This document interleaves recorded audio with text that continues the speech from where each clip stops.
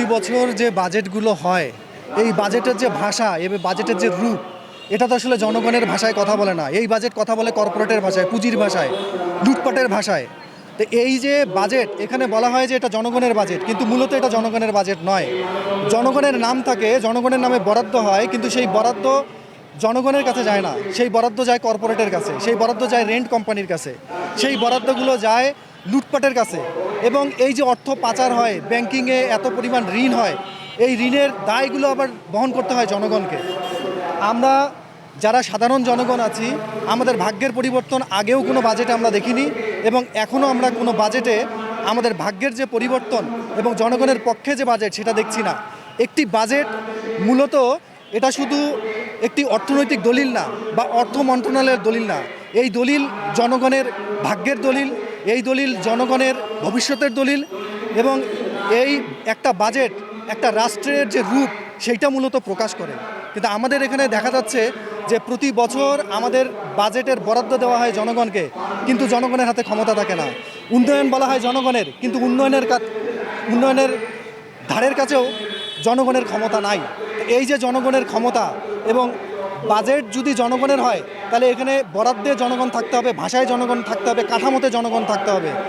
এই দাবি জন্যই আমরা এই পূর্ববর্তী যে বাজেট এবং বর্তমান যে 26-27-এর যে বাজেট সরকার বলল, এখানে যে বাজেটের যে অর্থটা আসবে, সেই অর্থটার অধিকাংশ অর্থই কিন্তু আসবে জনগণের কর থেকে, প্রত্যক্ষ এবং পরোক্ষ কর থেকে। এবং যে ঋণগুলো নেওয়া হবে, এই ঋণগুলো কিন্তু নেওয়া হবে বাংলাদেশ ব্যাংক থেকে। এবং ব্যাংকের টাকা যদি সরকার যদি নেয় ঋণ হিসেবে, তাহলে এই টাকাটা যে সাধারণ মানুষের কাছে ঋণ হিসেবে যেত, সেটা কিন্তু যেতে পারছে না। আমরা অহিংস গণ অভ্যুত্থান বাংলাদেশ সরকারের কাছে আমাদের একটাই দাবি, আমাদের বাংলাদেশের যে অর্থগুলো বিদেশে পাচার করা হয়েছে, সেই অর্থগুলো আমাদের বাংলাদেশে ফেরত নিয়ে আসা হোক।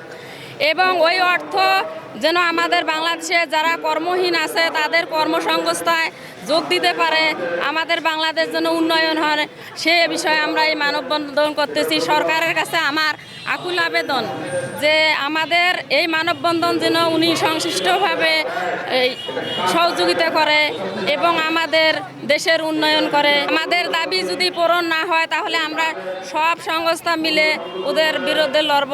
আমাদের অহিংস গণ অভ্যুত্থান বাংলাদেশের পক্ষ থেকে আমরা এই গণ অভ্যুত্থানে দাঁড়া হয়েছি রাস্তায়।